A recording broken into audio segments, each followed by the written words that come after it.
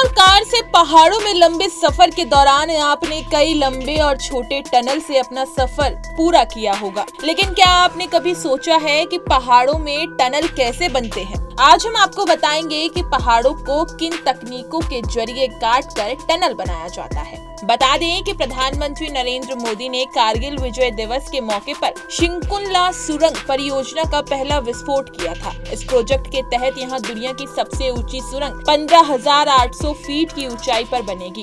लेकिन अब सवाल ये है कि आखिर पहाड़ों की इतनी ऊंचाई पर टनल कैसे बनता है और इसका निर्माण कैसे होता है, क्योंकि पहाड़ों को काटकर टनल बनाना आसान नहीं होता। तो चलिए बात करते हैं कि टनल बनता कैसे है। बता दें कि पहाड़ों पर टनल यानी सुरंग को बनाने के लिए ड्रिल एंड ब्लास्ट विधि का इस्तेमाल किया जाता है। जानकारी के मुताबिक इस तकनीक के जरिए ही पहाड़ों में ब्लास्ट करके जगह बनाई जाती है, जिसके बाद धीरे धीरे ब्लास्ट करके उसे सुरंग का रूप दिया जाता है। हालांकि ये तकनीक इतनी आसान नहीं होती, क्योंकि इस दौरान रिस्क रहता है कि चट्टान का बड़ा हिस्सा खिसक जाता है। यही कारण है कि कई बार पहाड़ों की स्थिति देखते हुए दूसरी विधि को अपनाया जाता है। Tunnel boring machine. वहीं टनल बोरिंग मशीन से भी पहाड़ों को काटा जाता है।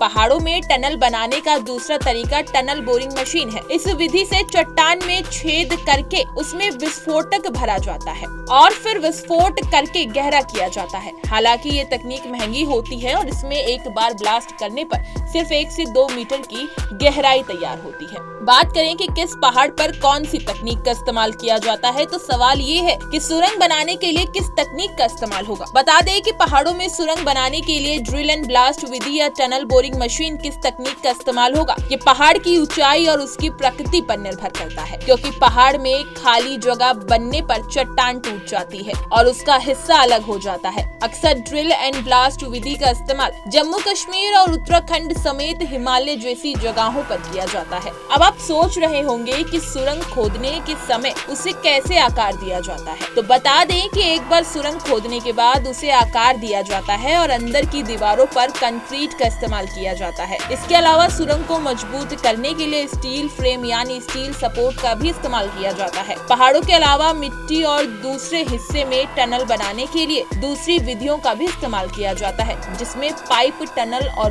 बॉक्स जैकिंग मेथड शामिल है। इसी तरह की तमाम खबरें और अन्य अपडेट्स के लिए बने रहिए हमारे साथ और देखते रहिए punjabkesari.com।